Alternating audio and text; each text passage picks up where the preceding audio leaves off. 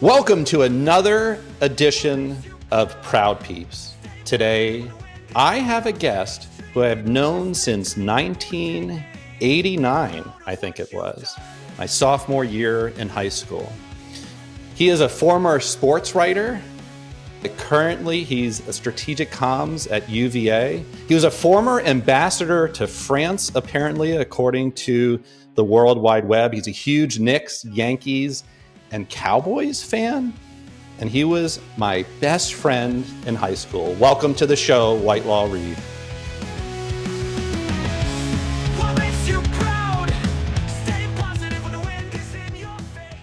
Thanks for having me. It is great and very surreal to be doing this all these years later, since we only recently reconnected after like 30 years? Yeah, I mean, we're really aging ourselves. I would have thought that people would have guessed we were like in our mid-20s, but you just really outed us, which is totally fine. Hey, so when I was going back thinking about, when I first met you, it popped in my head. We were in a dorm in a school that we went to in Connecticut, and all our names were written on the doors. Most of us didn't know each other. We're both starting our sophomore year, and I thought for the first couple of weeks your name was Lou because you went by Law. It said Law Reid to start. I thought your name was Lou. I probably called you Lou for the first couple of weeks, and you're so nice that you probably never really corrected anybody. Well, there's an interesting story behind that, actually. So growing up, you mentioned the ambassador to France and England. That was my great-great-grandfather, who was the ambassador to France and England, and he ran for vice president of the United States in, I think it was 1892 or 1896. So that's who I'm named after. That's my namesake. But Whitelaw is the full first name, but I had always gone by Whitey growing up. And as I was getting older, 5th grade, 6th grade, 7th grade, I played a lot of basketball. I had a lot of black friends growing up in New York City. It was becoming increasingly awkward to have the name Whitey, especially on the basketball court. I'd be playing pickup, and guys would give me high fives after the game and then ask me what my name was. And, I didn't go through puberty. I was like a late bloomer, man. I didn't go to puberty till I was like 16 or 17. So like a 12 or 13-year-old me, they'd ask me, "Hey man, what's your name, little guy?" And I'd be like, "Whitey," and they would just like lose their minds. They were like rolling on the court. They'd be like going, "Hey man, come over here, tell me, you got to hear what this guy's name is."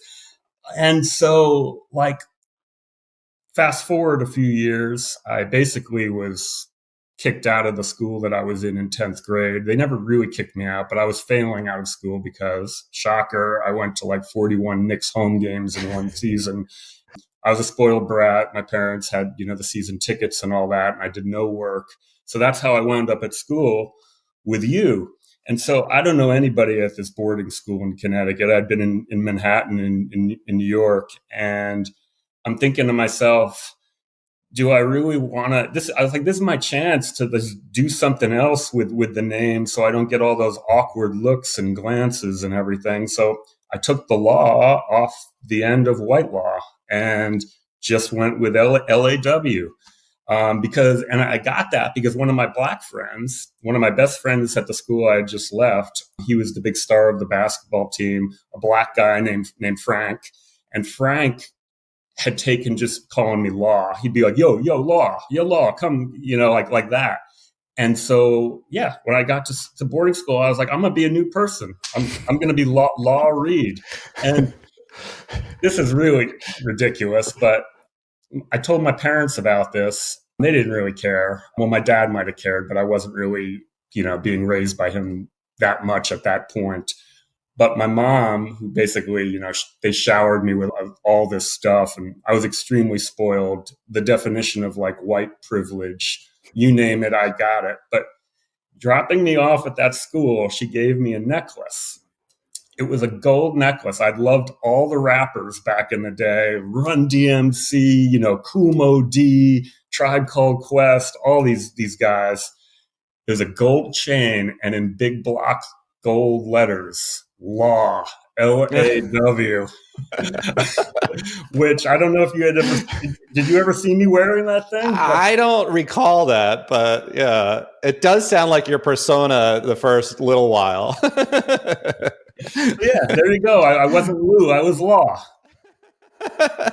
Oh wow, yeah, what a story. I mean, at some point though,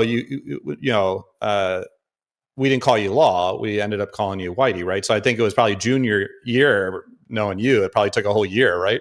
So Well, actually, I went with Law through high school there, and then I got into college, and for some reason, like I don't know, I started to embrace my family history more, maybe, and I trying to be a little more like, hey, I am named after a dude who ran for vice president of the United States. I may as well like work that. Maybe it'll be good with the ladies or something. And so when I got to Vanderbilt, where I went to college, I went back to Whitey, and then it was funny. For several years, I'd get calls or whatever from people, and if they called me Law, I knew it was from a friend who I went to school with in Connecticut. If it was Whitey, it was either college or like someone from back in the early days. easy way to differentiate. That's yeah. I love that background, but it just suddenly I remembered me thinking your name was Lou for a couple of weeks. So hey, you mentioned mentioned that you're a huge basketball fan. You said you went to 41 Knicks games, all home games for probably more than just 1 year. You'd probably go to 30 plus over the course of your childhood. But you're a huge Walt Clyde Frazier fan, and you recently went to a game in Denver, I think, and you brought your son, who's named Clyde, and you had a really interesting story that you had from that game pregame when you talked to Mike Breen, who's one of the announcers there. You want to talk a little bit about that? Yeah, sure. Thanks for bringing it up. It was totally surreal. So my son and I, Clyde, who's 11, we go out there to visit my sister who lives in Denver for Thanksgiving.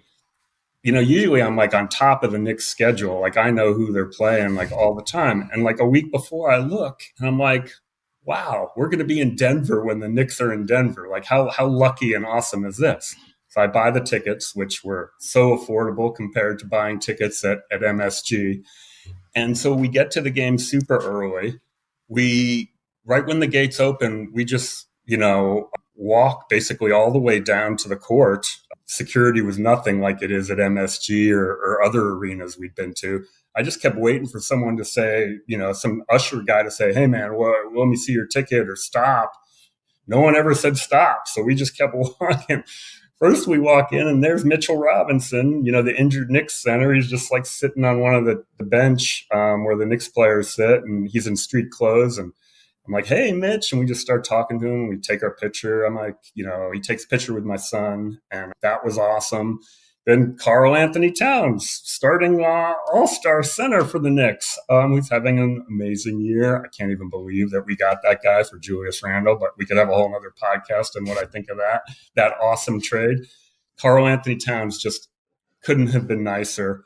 We took a great picture with him where he's really genuinely smiling, and just this goes on for a few minutes where we're just taking pictures and talking to Knicks players. It was like unbelievable. And I'm a former sports writer, so I don't like get in awe talking to these players, but I was just surprised at the access in this day and age that you could just have that type of interactions with these guys. So we're kind of walking back thinking of what we should do next. And all of a sudden, Mike Breen he comes walking right, like sort of behind the basket. He was walking towards where he was going to be doing the broadcast from. And I just ESPN, ABC, and Knicks, right? I think. Yeah, he's the lead yeah. NBA announcer for ESPN, and then he does the Knicks, games as well. And his broadcast partner is usually Clyde Frazier, Clyde Frazier, for people who are watching this podcast and may not know, he led the Knicks to their last NBA championship in 1970, in June of 1973, and I was born in July of 1973. So the Knicks have not won a title. You said last, isn't that their last and only? They won in 70 and 73. Oh, right. Okay. So they have two titles. So Clyde Frazier was, the reason I named my son Clyde I didn't grow up watching Clyde Frazier because that was before my time. I was a little kid then. But over the years, I just saw him as like this colorful, fun, nice guy. And we had actually met him when we were at when my ex-wife and I were at Knicks games at MSG. He couldn't have been nicer. Mm. Super, like just a gentleman. You know when you meet somebody and you're like, that's just a kind person. And so like that stuck with me how kind he was. And that's like and the Knicks connection. I was like, when it came time to name our son, I was like, Clyde. So we're there with Mike Breen, and I'm telling him a lot of these details about, hey, you're not going to believe what I named my son. And so I elbow my son, I'm like, tell him your name. And my son's like, Clyde. And so I tell Mike the reasons why and how we're big Clyde Frazier fans, last Knicks title, all this. And it was just You an do that. amazing. By the way, you do that good 11, 12-year-old prepubescent voice. So Thank you. I have to get way down there. It's like Michael Jackson stuff there. sorry, go on, go on. So you're Yeah. down at the court. Yeah. So it was an amazing interaction. And Clyde, unfortunately, because Clyde's like, I think 80 or over 80 years old now, he doesn't make all of the Knicks road trips to do the color commentary with Mike Breen. So he was sitting this one out because it was like a West Coast trip, Denver. He kind of does the easy ones because he's getting up there in years.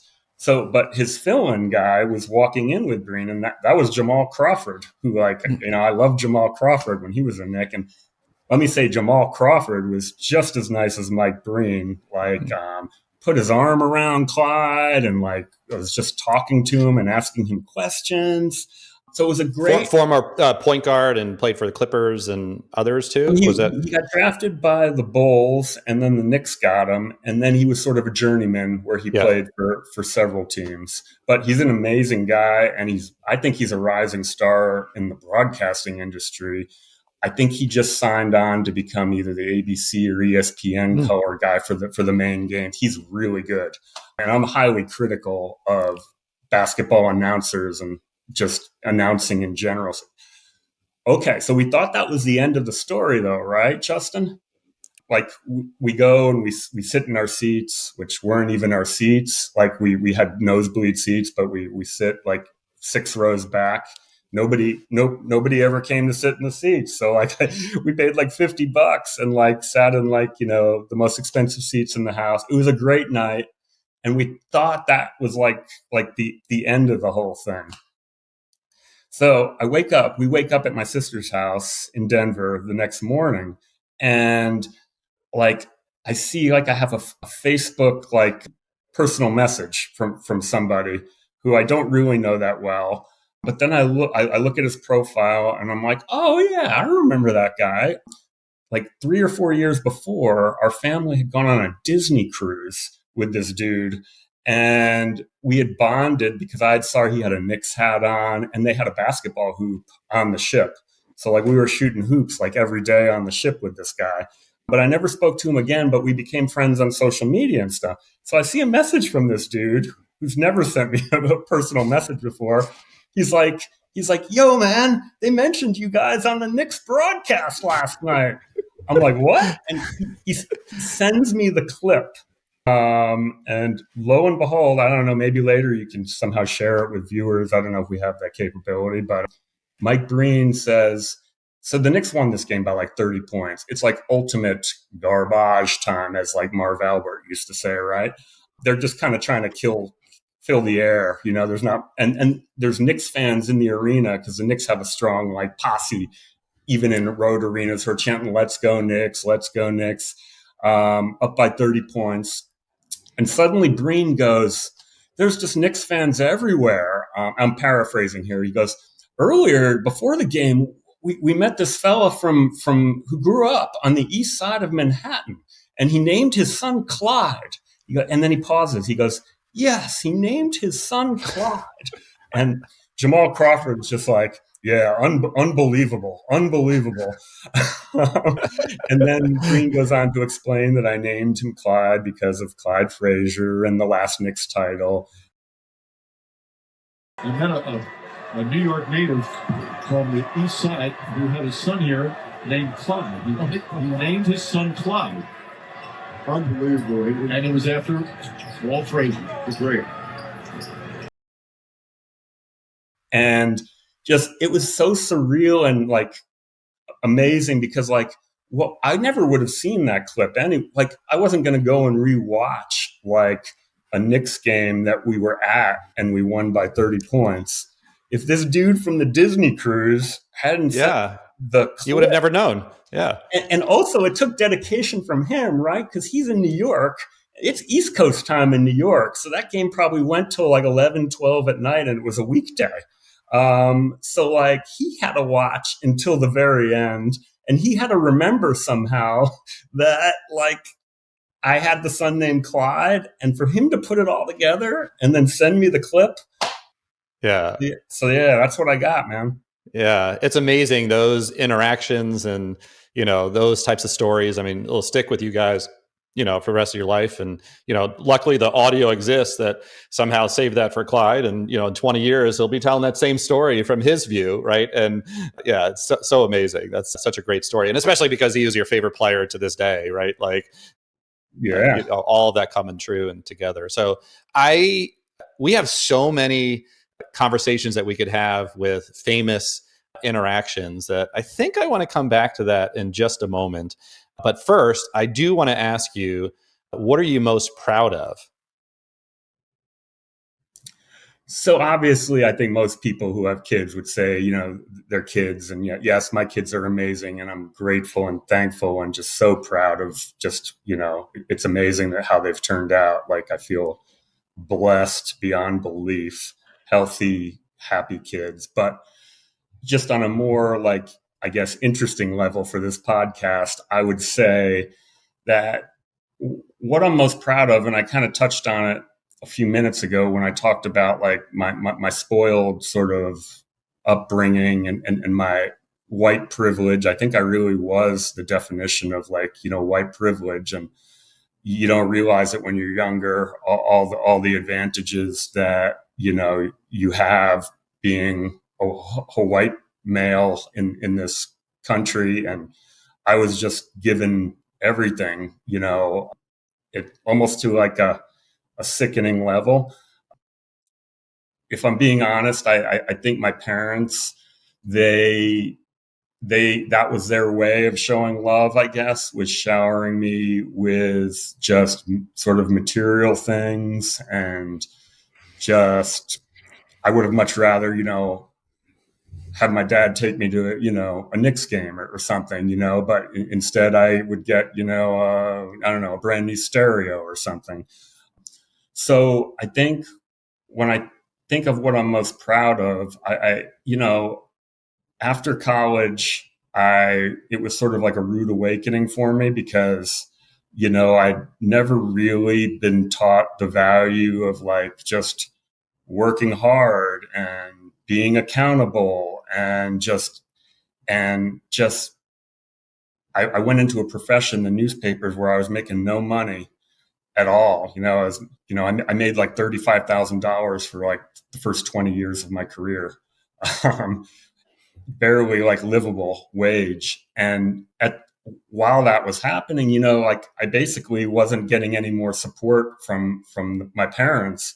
And the lifestyle that I grew up in, it was, I don't want to sound like I don't want to come across as somebody who, oh, poor me, but because, I have nothing to feel like that about. But I think on a lot of levels, I'm proud of the fact that I was able to persevere and figure things out for myself. And basically everything I have today is because like I worked for it. It wasn't because somebody bought me a house or bought me a car or just set me up, with a job. Pretty much everything that I've accomplished in my career has just been through just grinding. And so I think that would be my answer. I mean, I love that, and I'm sure it's hard to talk about it at that level, right? Like to kind of talk openly in a forum like this. But I mean, yeah, I mean, it is, you know, it is hard to go and say I converted myself to being relatively self-made, and you know, persevered and went through all of that. I mean, that's an amazing story, and I think like I assume, you know, from the perspective of your kids, you want to kind of change the cycle in many ways. That at like what point is it too much to, you know, to provide to them to give versus them doing themselves? And there's probably no exact right answer, right? Because at one point it's like you don't want them to have major struggles, but at the same time you had this experience that you went through, knowing that it's probably many years to convert over to realize that, you know, you have to do this on your own. So I mean, that's an amazing story, and I'm so appreciative that you shared that. Oh no, yeah, thank you. I hope I told it, you know, in a way that people can relate to. I mean, it is sort of, you know, I don't know. I feel a little weird about telling it, to be honest, you know, because it's like I have not. I know people have had much tougher challenges and things that they've persevered through than what I have, but that's just my No, story, I so guess. one of the things, I mean, you know, as we get older, you know, you added us, everybody knows that we're over 50. You know, you start to realize those differences and like and all that. One of the things I always get frustrated with is when people say, "Well, it's not brain surgery." Like I'm doing marketing, and like people are like, you know, and you can immediately think, "Well, we're not doing brain surgery." True, but I have my own things. The people who work with me have their own things. My family has their own things, and everybody has these, you know, somewhat shared experiences, but their own things that they're doing. And to compare yourself to say, "I didn't have it as tough as somebody else," is good introspection in many ways, but that doesn't demean, I don't think, what individuals are going through. And it's like, how do you address the, you know, and this is, I guess, what our society is going through now, and the struggle that we're having with all these different conversations. Like it, the moment that you compare yourself, you're probably, most people are going to be like, "Oh, it's not as bad as somebody else, I'm just not going to talk about it or think about it." But you're still going through those experiences, and it's tough, right? Like you're living, you know, through your own experiences and your own issues and the things that you're dealing with. That doesn't make it any worse than or different than anybody else. It's you. Like you have to be able to be appreciative of that. And I think the older that I get, I realize that like I shouldn't sit here and be like, "Oh, it's okay, somebody else is having it worse." Well, I'm still having a tough time with XYZ, right? So I think just talking about it and opening up and going through it and realizing that it's okay that you had your own experiences. Right. Yeah, the older you get, you do really do realize everybody's got their own stuff. Yeah. Yeah. Maybe we should have done this like on a couch. I don't know who was on the couch, me or you, but like, you know, the psychiatrist element to it. This is a good episode of Shrinking, brought to you by Shrinking. I wish I had advertisers like that. We would normally kind of end the podcast here, but I have an idea for a part 2. And so I want to end this particular one here on those powerful words that you talked about, what you're most proud of. And we'll take a break. We'll come back with the second iteration, episode 2 of Whitey Reid. So join us then. What makes you proud? Stay positive when the wind is in your face. Treating people with respect, treating people with dignity. Be proud of what you've done.